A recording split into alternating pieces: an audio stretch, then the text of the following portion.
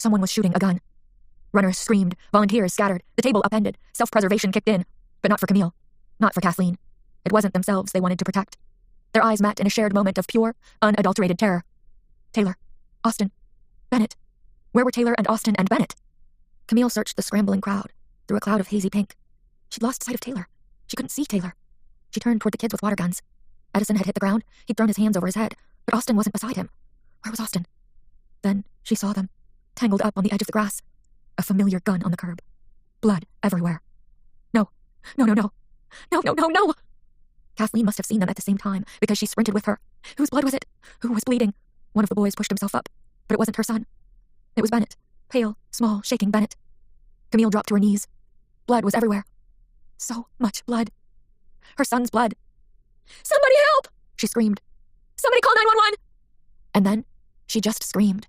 She cradled her son's head in her lap, and she tried to stop the blood, and she screamed, and she screamed, and she screamed. "Camille?" She turned around. Neil was leaning inside the hospital ladies' room. "I can't get it off," she said. "It won't come off." And she couldn't breathe. Her knees buckled, just as Neil reached her. Tamir Rice was 12 like Austin. He had the audacity to play with a pellet gun at a park, similar to the water gun the boys at the pink station were excited to play with. The police arrived, and 2 seconds later, one of the officers shot his gun. 2 seconds. For the next 4 minutes, that 12-year-old boy lay on the snow-covered ground, while the man who shot him, a man who was supposed to protect him, did nothing. Tamir died the next day, in a hospital like this one. A 12-year-old kid, gone from the world. A 12-year-old kid like Austin.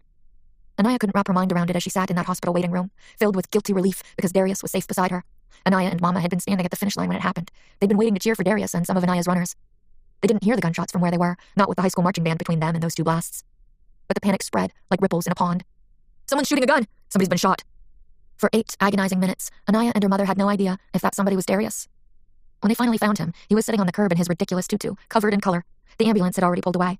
The police were trying to clear everybody out, including a couple of reporters. Darius was in a state of shock. "Taylor's brother," he finally said. "Taylor's little brother was shot." Anaya drove Mama home so she could reassure Granny, since the news was already getting out, and then she and Darius sped to the hospital while their phones blew up with text messages. Now she was here, in the waiting room, Darius to her left, Taylor to his left.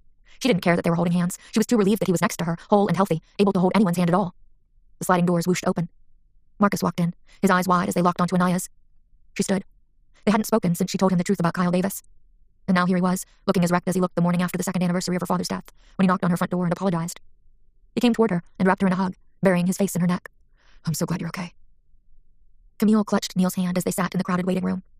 Taylor and Darius, Anaya and Marcus, the young man who came to the community center to help fill bottles, Shanice and Alexis, Edison and his mother Tamika, who kept squeezing Camille's shoulders like Liz, the big-boned nurse who kept Camille grounded when it was Taylor in a hospital bed, Rose and Joe, and their daughter Rebecca, and Patrick, and several people from church.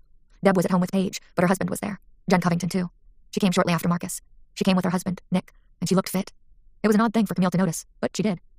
They all made for an interesting sight, with half of them covered in colored cornstarch, and a few dressed in tutus. Camille clutched Neil's hand like a life raft, staring hard at his thumbnail. The lunula on his thumbnail, that white half circle she noticed when he was a nervous TA, and she was a homesick freshman, and they never ever would have guessed that one day they'd be here. She looked down the line of chairs, Taylor's hand in Darius's hand, Anaya's hand in Marcus's hand, Edison's hand in Tamika's hand. All of them with lunula, too.